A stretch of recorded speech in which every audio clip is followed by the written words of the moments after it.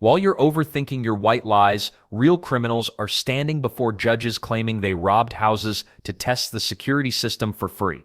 When someone gets caught red-handed committing a crime, you'd think they'd either confess or stay quiet.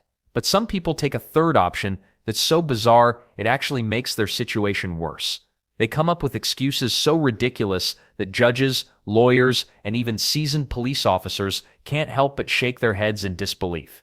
Take the classic car theft defense.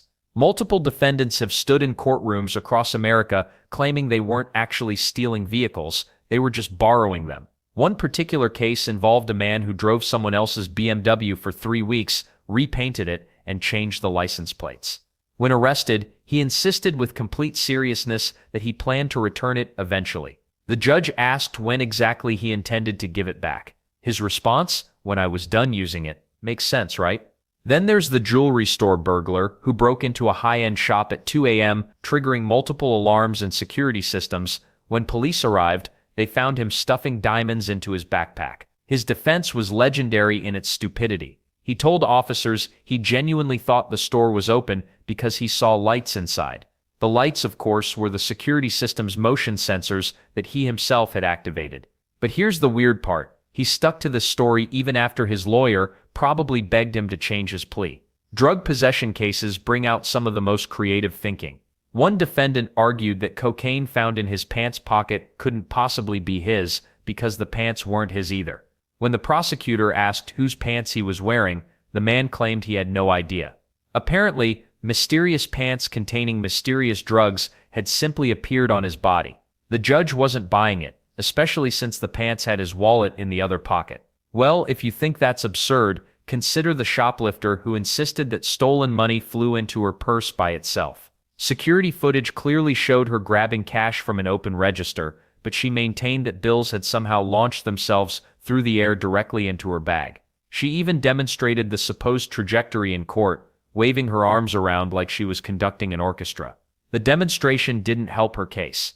Let's not forget the burglar who left fingerprints all over a crime scene and then explained them away with perhaps the most ridiculous excuse ever recorded.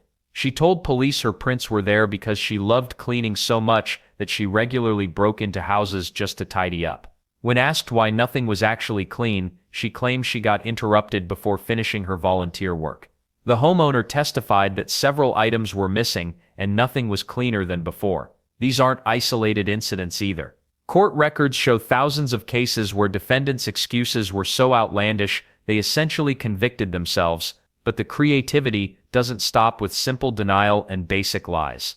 Some people get really inventive when cornered, pointing fingers at everyone from supernatural forces to their own relatives. When personal responsibility becomes too heavy to carry, people start pointing fingers everywhere else. The most popular scapegoat? The devil himself. Over 1,200 court cases in the United States have featured defendants claiming Satan made them commit their crimes.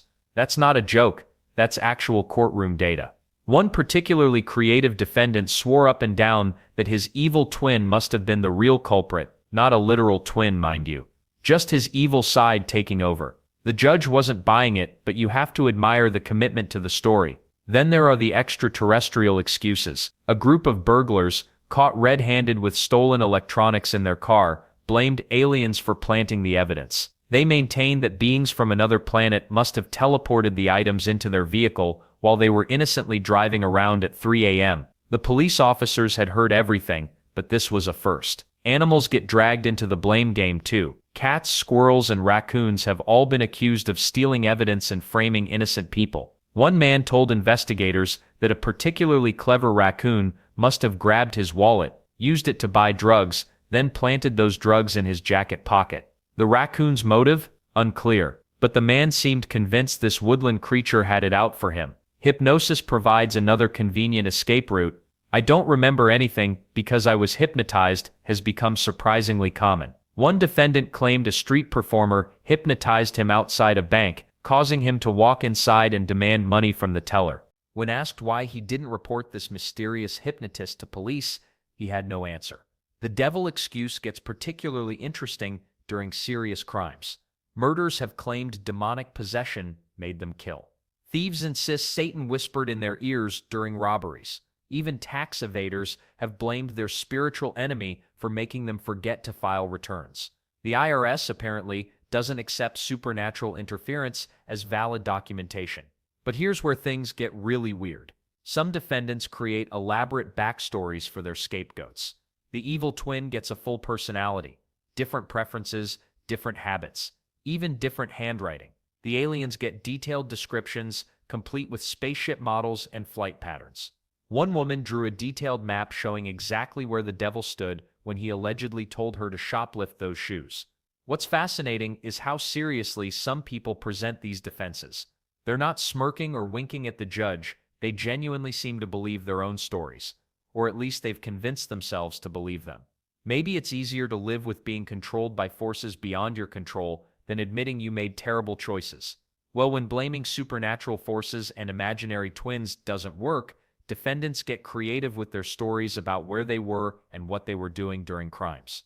These alibis make the devil excuses look almost reasonable. You'd think after blaming the devil and evil twins, defendants couldn't get more creative with their explanations. Well, you'd be wrong. Some excuses are so outrageous, they make you wonder if these people live in the same reality as the rest of us. Take the man who told police officers he could teleport. Not kidding. When caught red-handed during a robbery, he insisted he had teleported into the building and genuinely didn't understand how it happened. The officers asked him to demonstrate this amazing ability. He couldn't. Shocking, right? But here's the kicker. He seemed genuinely confused about why his powers weren't working in front of witnesses. Then there's the burglar who got caught breaking into someone's house at 3 a.m. His excuse? He was just testing their alarm system as a free service to the community. The homeowner never asked for this test. The burglar had no security company credentials. And the weird part is, he acted offended when they didn't thank him for this generous security evaluation. But wait, it gets better. One thief broke into a house, and when the owners came home early, they found him rummaging through their bedroom. His explanation was priceless. He desperately needed to use their bathroom. The fact that he was stuffing jewelry into his pockets was apparently just a coincidence. When asked why he didn't knock on the door like a normal person, he said he didn't want to bother them. How thoughtful. Let's not forget the man who decided he was James Bond for the day. When police arrested him for shoplifting expensive electronics, he pulled out what can only be described as the worst spy story ever told. He claimed he was on a secret government mission to test store security. No badge, no credentials, no government contact who could verify his story. Just a guy in sweatpants insisting he worked for agencies that definitely don't recruit from the local unemployment office. And the weird part is how committed some people get to these stories. There's a woman who told a judge she thought she was buying a free house from Craigslist. Yes, a free house. She'd been living there for 3 weeks, changing locks and redecorating, before the actual owners returned from vacation. She showed up to court with printed Craigslist ads that were obviously fake, complete with spelling errors like free house, no strings attached. The homeowners testified they'd never posted any ad. Their house wasn't for sale. But she stuck to her story, even bringing a folder of documentation that included a hand-drawn map to the property and a list of renovations she wanted to make. What makes these alibis so fascinating isn't just how ridiculous they are. It's how the defendants seem to believe them. They're not just lying to the court, they appear to have convinced themselves these explanations make perfect sense. You might think brutal honesty would be better than these wild stories, but some defendants prove that telling the truth can be just as damaging to their cases. Sometimes the best defense is no defense at all. These defendants decided brutal honesty was their ticket to freedom.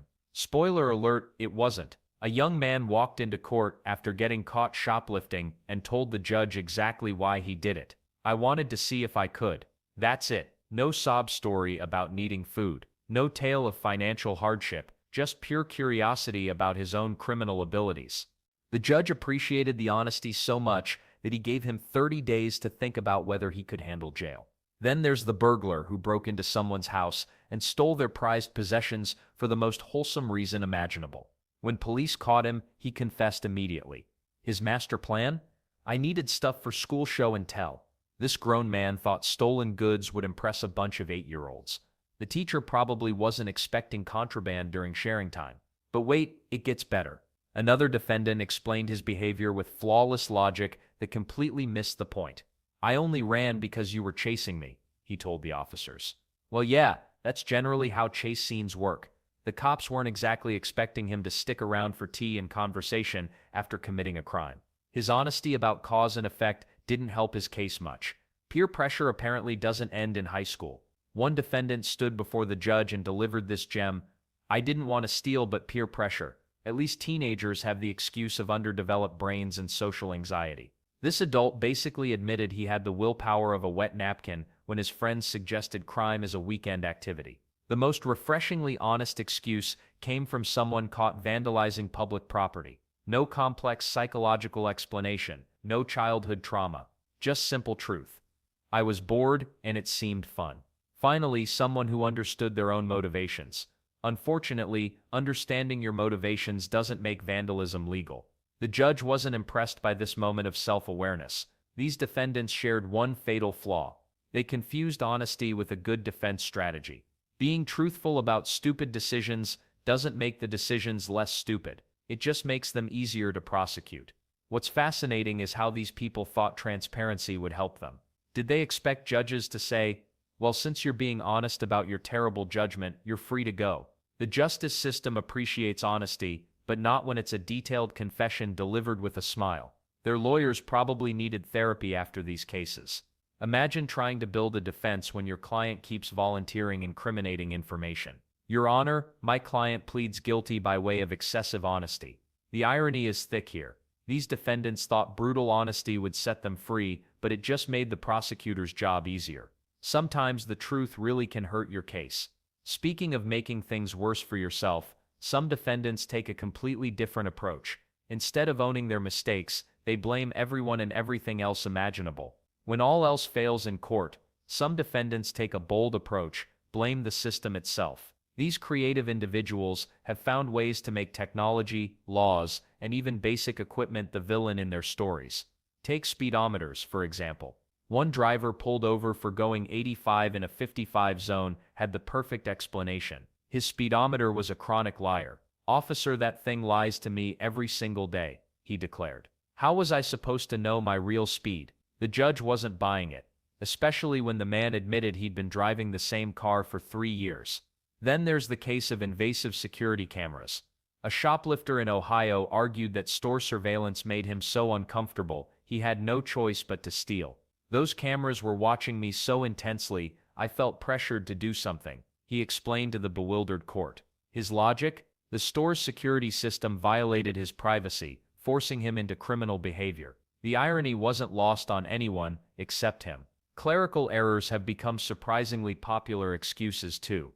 Multiple shoplifters have claimed their theft was actually an accident caused by paperwork mistakes. One woman insisted that a computer glitch made her think everything in the store was free that day. When asked why she didn't pay anyway, she shrugged and said she was just following what the system told her.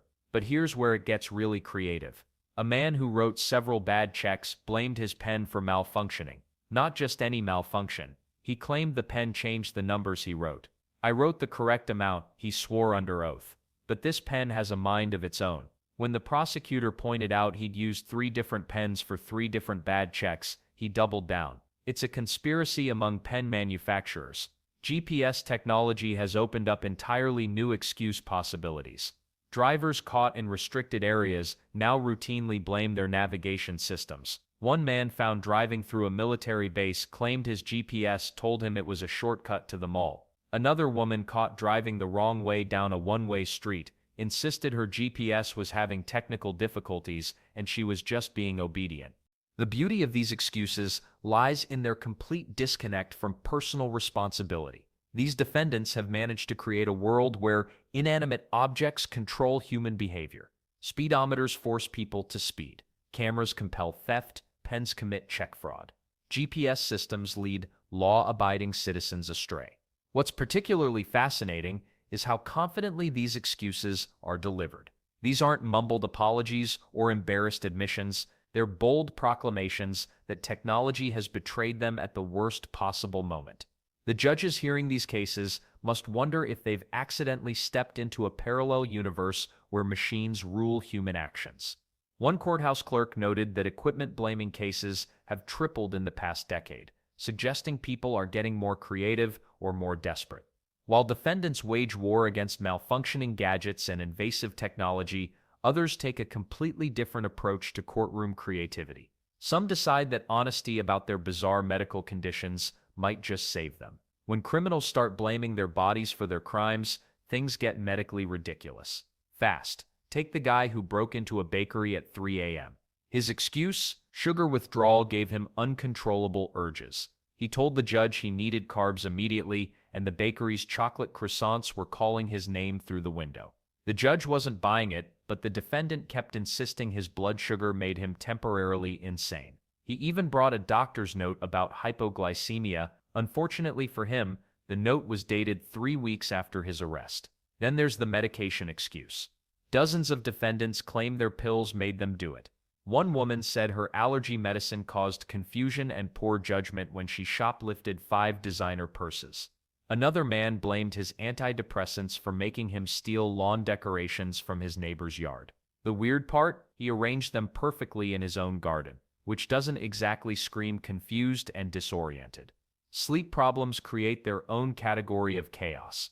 A driver caught doing 90 in a 35 zone told police his insomnia made him lose control behind the wheel. He hadn't slept in days, he claimed, so his judgment was impaired. The officer asked why he didn't just pull over and rest. His response? I was rushing home to take a sleeping pill. But sleepwalking takes the crown for creative medical excuses. One defendant insisted he sleepwalked through an entire burglary. He broke into a house, stole electronics, loaded them into his car and drove home, all while completely unconscious, according to him. The prosecutor pointed out that sleepwalkers don't usually remember to bring crowbars or disable alarm systems. His lawyer argued that his client was a very thorough sleepwalker. Allergies somehow make people commit crimes too. A man caught vandalizing cars explained that pollen made him act erratically. His seasonal allergies were so severe, he said, that antihistamines made him dizzy and confused. The judge asked why he had spray paint in his backpack if he was just suffering from hay fever. He claimed he always carried art supplies for emergencies.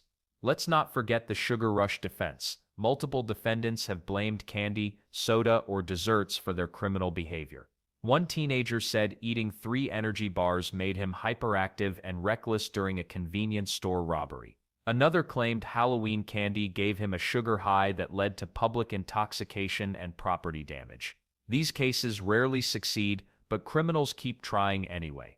The most outrageous medical excuse involved a man who blamed his hiccups for a hit-and-run accident. He said the hiccups were so violent they caused him to lose control of his vehicle. When asked why he fled the scene instead of calling for help, he explained that hiccups made him panic and act irrationally. The hiccups coincidentally stopped right after his arrest. Well, if blaming your body doesn't work in court, defendants try another approach entirely. They attempt to make themselves seem relatable to judges and juries, using logic that would make anyone question humanity's future. When all else fails, some defendants try their most desperate strategy yet, making the judge and jury think they're just like everyone else. These people actually believe that if they can prove their crime is totally normal, somehow that makes it okay. Take the classic red light excuse. Everyone runs red lights, Your Honor. Why am I being punished for what everyone does? This argument has been used in traffic court thousands of times across America. One driver in Ohio even brought a notebook filled with license plates of cars he'd seen running red lights, thinking this somehow proved his innocence. The judge wasn't impressed. Then there's the mom defense. A 32-year-old man caught spray painting a public building told the judge, "My mom always said I was special and could do anything." He genuinely seemed confused when the judge explained that vandalism wasn't what his mother had in mind. Makes you wonder what conversations happened at that dinner table growing up. But the peer pressure excuse might be the most fascinating. One shoplifter argued, "If my friends did it and nothing bad happened to them, it can't be that bad, right?" This grown adult was basically using playground logic in federal court. The weird part is how many people think this actually works. Criminal defense lawyers say they hear variations of this excuse almost weekly. Let's not forget the most mind-boggling rationalization of all time. A car thief looked directly at the judge and said, "It's only illegal if you get caught, right?" The courtroom went dead silent. Even his own lawyer put his head in his hands. This wasn't a question about legal philosophy. The guy genuinely believed he'd found a loophole in the justice system. Well, here's where things get really interesting. The bad day excuse has become so common that some courts actually keep unofficial tallies. "I just had a really bad day" has been documented in over 400 cases in New York alone last year. One judge got so tired of hearing it that he started asking follow-up questions. "Was your day bad before or after you robbed the bank?" The relatability strategy gets even stranger when people try to bond with authority figures. A drunk driver told the arresting officer, "Come on, man, you've probably driven after a few beers too." Another person caught with stolen merchandise asked the store security guard, "Haven't you ever wanted something you couldn't afford?" These attempts at creating solidarity rarely work out as planned. And the weird part is how defensive people get when everyone does it. Logic fails. One defendant actually got angry at the judge for not understanding real life. He couldn't grasp why his universal excuse wasn't universally accepted. But here's what makes these excuses truly fascinating. They reveal something deeper about human psychology. When people feel cornered, they don't just make excuses, they create entire belief systems to justify their actions. However, when even the most relatable excuses fail, defendants reach for something beyond human control entirely. That's when things get really strange, and we discover what happens when people blame the stars themselves. When all else fails and every excuse in the book has been exhausted, some defendants turn to their last resort, blaming the stars, fate, and cosmic forces beyond their control. Yes, really. Courts have heard it all, including claims that planetary alignments somehow forced people into criminal behavior. Take the case of a woman caught shoplifting expensive jewelry who told the judge that Mercury in retrograde was responsible for her actions. She wasn't joking. Her lawyer actually tried to argue that astrological events had clouded her judgment. The judge wasn't buying it, but the woman insisted the planets had conspired against her that day. Apparently, cosmic forces have a thing for designer handbags. Then there's the classic wrong place, wrong time defense, but taken to ridiculous extremes. One man arrested for vandalism offered no other explanation than those 5 words. When pressed for details, he shrugged and repeated the same phrase. His entire defense strategy consisted of claiming bad timing, as if he'd accidentally stumbled into spray painting someone's fence while sleepwalking. But wait, it gets weirder. A defendant facing theft charges broke down in court, sobbing that luck hates me and that's why he keeps getting arrested. Not because he keeps stealing things, mind you. According to him, bad luck was personally targeting him every time he happened to be near missing items. The universe apparently had a grudge. One particularly philosophical criminal took a different approach entirely. When caught red-handed breaking into a car, he told police, "If it wasn't me, it would have been someone else." His logic: someone was destined to break into that specific vehicle, and he was just fulfilling cosmic destiny. He genuinely seemed to believe he was doing the universe a favor by getting the inevitable out of the way. The most elaborate cosmic excuse came from a man facing multiple charges who claimed the universe set me up. He spent 20 minutes explaining how cosmic forces had aligned specifically to frame him. According to his theory, the universe needed a scapegoat for various crimes, and he'd been chosen. His evidence? A series of suspicious coincidences that sounded remarkably like getting caught in the act repeatedly. These cosmic defenses reveal something fascinating about human nature. When people run out of logical explanations, they'll grasp at anything, even blaming celestial bodies millions of miles away. It's as if admitting personal responsibility is so terrifying that invoking mysterious universal forces seems more reasonable.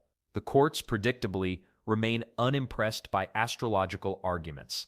Judges tend to focus on earthly evidence rather than planetary positions. Yet defendants keep trying, apparently hoping that somewhere out there is a judge who checks horoscopes before making decisions. What makes these excuses particularly amusing is their complete seriousness. These aren't people making jokes or trying to be clever. They genuinely believe that fate, luck, or cosmic interference explains their predicament better than their own choices. After exploring every conceivable excuse from borrowing cars to cosmic conspiracies, one thing becomes crystal clear: human creativity knows no bounds when avoiding responsibility, even if it means blaming the entire universe for personal decisions.